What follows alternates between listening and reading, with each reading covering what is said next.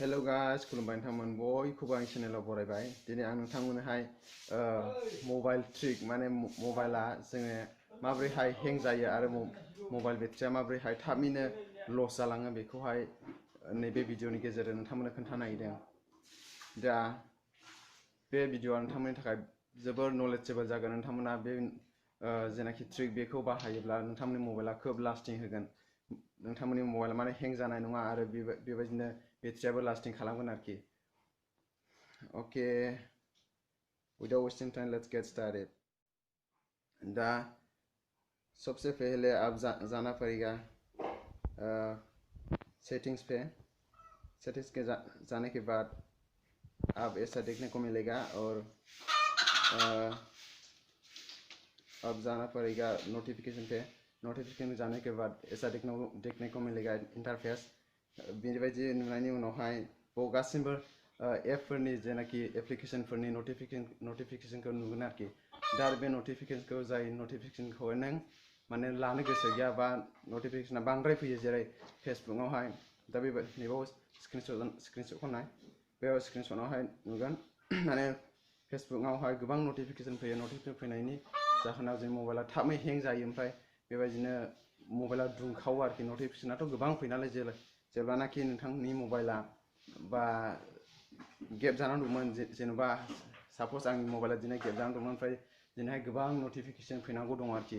बे नोटिफिकेशना गाबोनहाय नों अन खालामबायब्ला गाबोनहाय नोंनाव गोबां नोटिफिकेशन फैगोन। दिनै नोटिफिकेशना गाबोन फैजोबगोन। दा बेखौ मा खालामनांगौ मिथिबायना? दा बेयाव नोटिफिकेशन जेरै फेसबुकआव नायदो। फेसबुकआव थांनायनि उनावहाय बेबायदि मोनसे नुगोन माने अभारराइड डु नट डिस्टार्बखौ अन खालामदो।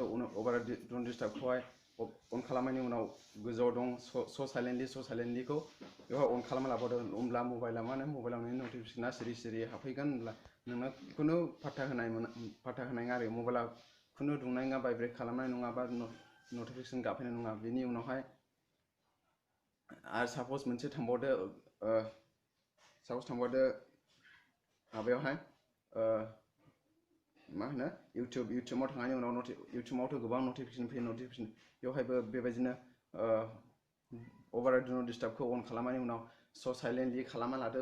बेबायदि खालामब्ला मबाइला गोबाव हें जानाय नङा आरोखि। जोबोर खामानि होगोन नोंथांमोननि थाखाय। आंबो बेखौनो बाहायो। आंबो बेबायदि खालामो, मबाइलखौ बेबायदिनो लास्टिं खालामो, ट्राइ खालामो आरोखि आंबो।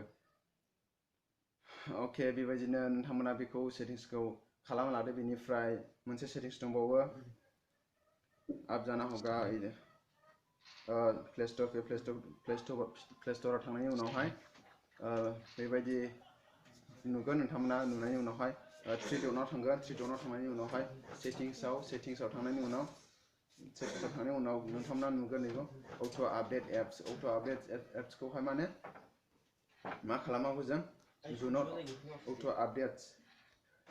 आपडेट्स एपखौहाय जों बेबायदि खालामनांगौ। अभार एनि नेटवर्कआव जों बांसिन मानसिया अभार एनि नेटवर्कआव लायो आरोखि। अभार एनि नेटवर्कआव लालामा मिथिगौ, जेरावनाखि नेट नांगौ अब्लानो जेनाखि फाइल्स गोदान बा एप्लिकेशनफोर गोदान फैयोब्ला अब्ला हारसिङैनो बियो अट' आपडेट जानो थायो आरोखि। दा बेखौहाय जों डु नट अट' आपडेट एपआवहाय खालामदो, अके होदो। बिनिफ्राय आरो मोनसे नुबावगोन अट' प्ले भिडिअस अभार वाइफाइ अनलि बेवहायबो नैबेखौ मा खालामदो, डन अट' प्ले भिडिअस बेखौ अन खालामनानै अके होनानै लादो।